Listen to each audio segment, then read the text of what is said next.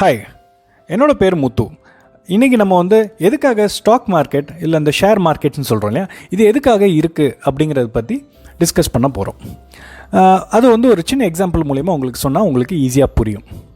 நீங்கள் ஒரு சின்ன பிஸ்னஸ் ஸ்டார்ட் பண்ணுறீங்க, டெக்ஸ்டைல் மேனுஃபேக்சரிங் யூனிட் வைக்கிறீங்கன்னு வச்சுக்கோங்களேன்.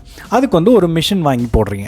இந்த மிஷினுக்கு தேவையான இன்வெஸ்ட்மெண்ட் நீங்கள் உங்கள் ஃப்ரெண்ட்ஸ்கிட்டயோ இல்லை உங்கள் ஃபேமிலிக்கிட்டேயோ இல்லை உங்களோட ஓன் சேவிங்ஸ்லேருந்து எடுத்து நீங்கள் இந்த மிஷினை இன்வெஸ்ட் பண்ணுறீங்க. இந்த மிஷினை வாங்கி நீங்கள் பிஸ்னஸ் பண்ணி நல்லா உங்கள் பிஸ்னஸ் ஒரு 1 or 2 இயர்ஸில் நல்லா முன்னேற்றம் வருது. இப்போது ஃபர்தராக நிறைய ப்ராஃபிட்ஸ் சேர்ந்ததுனால அந்த ப்ராஃபிட்ஸ் வச்சு இன்னொரு 2 மிஷின் வாங்குறீங்க. இப்படியே நீங்கள் பண்ணிகிட்ருக்கையில் உங்கள் பிஸ்னஸ் க்ரோ ஆகிட்டே வருதுன்னு வச்சுக்கோங்க. இப்போ நெக்ஸ்ட் ஸ்டேஜ் உங்கள் பிஸ்னஸ்க்கு நிறைய டிமாண்ட் இருக்குது. அப்படி இருக்கையில் இந்த டிமாண்டை மீட் அவுட் பண்ணுறதுக்கு இன்னும் ஒரு 20 மிஷின் வாங்கி போட்டால் நல்லா க்ரோ ஆக முடியும்னு நீங்கள் ஃபீல் பண்ணுறீங்க.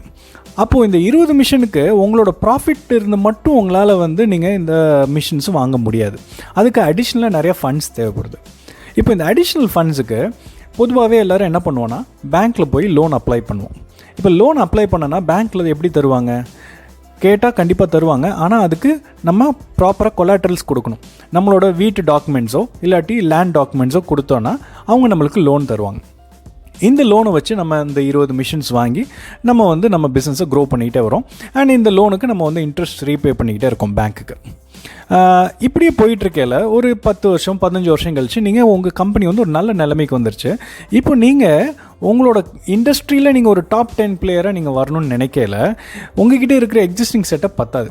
நீங்கள் இன்னும் ஒரு 1000 மிஷின்ஸ் வச்சுருந்தீங்கன்னா இன்னும் பெரிய லெவலில் உங்களால் உங்கள் பிஸ்னஸை எக்ஸ்போர்ட் லெவலுக்கு எல்லாத்துக்கும் எடுத்துகிட்டு போக முடியும். ஆனால் அதுக்கு போய் நீங்கள் பேங்க்கில் அப்ரோச் பண்ணிங்கன்னா அவங்க கேட்கக்கூடிய கொலாட்ரல்ஸ் உங்களால் கொடுக்க முடியாது. ஏன்னா அந்தளவுக்கு ஃபண்ட்ஸ் உங்ககிட்ட இருந்திருக்காது.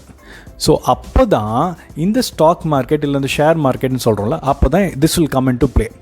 இப்போ இங்கே என்ன பண்ணுறோம் அப்படின்னா, இவ்வளோ பெரிய ஃபண்ட்ஸை கோடிக்கணக்கான ஃபண்ட்ஸை சோர்ஸ் பண்ணுறதுக்கு நம்ம ஒரு ஸ்டாக் புரோக்கர்கிட்ட நம்ம டைப் பண்ணி அவங்கள நம்மளோட கம்பெனியை வேல்யூவேஷன் பண்ண சொல்கிறோம்.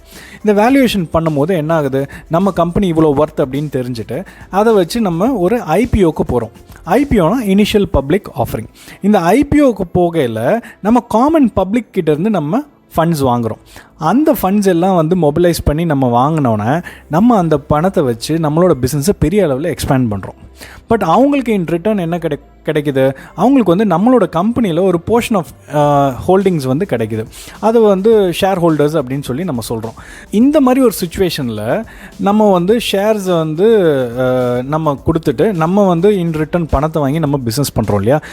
நாளடைவில் நாளைக்கு நம்மக்கிட்ட வாங்கினவங்க அந்த ஷேர்ஸை வாங்கினவங்க விற்கணும்னு நினைக்கிறாங்க, காசு தேவைப்படுதுன்னா, இல்லை அதே மாதிரி நம்ம கம்பெனி நல்லா போகுது அப்படின்னு சொல்லிட்டு அந்த நம்மளோட கம்பெனி ஷேர்ஸை வாங்கணும்னு நினைக்கிறவங்களுக்கு ஒரு பர்டிகுலர் ஒரு மார்க்கெட் தேவைப்படுது. அதுதான் இந்த ஷேர் மார்க்கெட்டோ இல்லை இந்த ஸ்டாக் மார்க்கெட் நம்ம சொல்கிறோம். இங்கே கொடுக்கல் வாங்கல் தான் இருக்குது. ஸோ ஷேர்ஸை நீங்கள் வாங்குறதுக்கோ விற்கிறதுக்கோ இந்த பர்டிகுலர் மார்க்கெட்டில் தான் நம்ம பண்ண முடியும். ஸோ இந்த டிரான்சாக்ஷன் ஏற்படுத்துறதுக்கு தான் இந்த ஷேர் மார்க்கெட் உருவாக்கப்பட்டிருக்கு. See you in next session.